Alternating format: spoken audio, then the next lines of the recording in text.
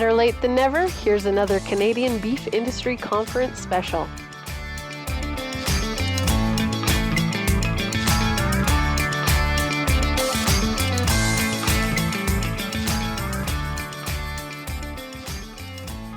Deborah Murphy here. We're at the Canadian Beef Industry Conference, and I'm joined by Brenna Grant, Executive Director of Canfax. Hello, Brenna. Hello, Deb. So you've been working on the diversity, equity, and inclusion file for Canadian Beef Advisors. We heard you speak about that at the conference. Before I ask you about your learnings there, I think we have to start at the basics, which is, what is the Canadian Beef Advisors? So the Canadian Beef Advisors are made up of the 7 national beef organizations in Canada, and they came together back in 2014-15 with the development of the National Beef Strategy. And they're really responsible for the strategy to make sure that we stay on track and that we fulfill it for industry. Is the diversity, equity, and inclusion piece relatively new? It is very new. It just got approved in July by the Beef Advisors, and it is going to be included and incorporated into the 2020 to 2024 National Beef Strategy. What was the impetus for the inclusion of this piece?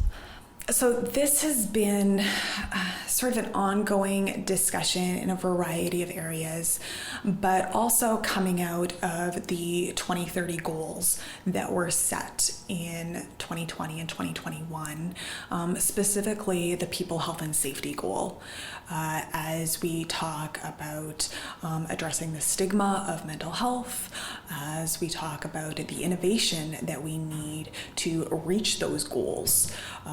We need everyone working together, bringing all of our ideas to the table in terms of innovation. And the equity, diversity, and inclusion statement is about how do we get that diverse mix of everyone within the supply chain working together so that we can all reach those ambitious goals. Is this a challenging one for agriculture, do you think? I think this is one of, like addressing the stigma of mental health, they're uncomfortable conversations, but it's also one that none of us like to hear someone who disagrees with us.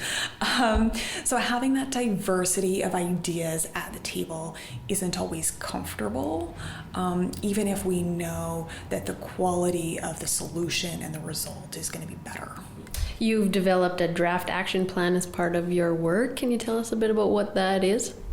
Yeah, so we recognized that all of the 7 national organizations are at a different point with this conversation with their boards and with their staff and with their membership. There's also a diversity in governance structures. Some of the national organizations are membership-based, others have appointed directors from the provincial organizations. So we wanted to provide a buffet of action items under a number of different categories where they could pick the things that address their organization and what their needs are that their board sees. So is the vision then that that it sort of funnels down, that it starts with the national and moves down into the provincial bodies through their unique methods of dealing with your action plan? We really do see this as a collaborative approach. I think there's lots of good things that have actually been happening at the provincial level, particularly in terms of Indigenous engagement that has happened at the grassroots level that the national organizations can actually be learning from and having conversations and finding out how some of these things are happening. And so I really see this as a collaborative, let's share each other's learnings so that we can learn faster.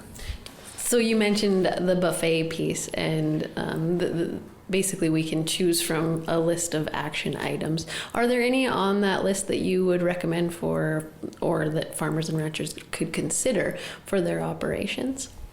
I think one of the pieces that's most applicable for producers is around employee engagement. And when hiring, what are the types of conversations you want to have so that everyone is really clear on expectations and how they can contribute to ideas and finding solutions so that they are a highly engaged employee and more likely to stay around. The other piece is around collaboration and the fact that we all want to be learning from each other so that we can learn faster, so that we have that strong engagement at all levels in the supply chain, and really for that to help address some of the labor challenges. We've talked a little bit about the draft action plan. What are your next steps in this file, in the diversity, equity, and inclusion file? Yeah, so in July, the Canadian Beef Advisors had a motion to have it incorporated into the National Beef Strategy, as that is a living document. And so that will be done, and then those action items will be made available to the national organizations for them to have the conversation at their board level of how they're going to be implementing things. It'll be interesting to watch this going forward. Brenna Grant, thank you so much for joining us. Thank you.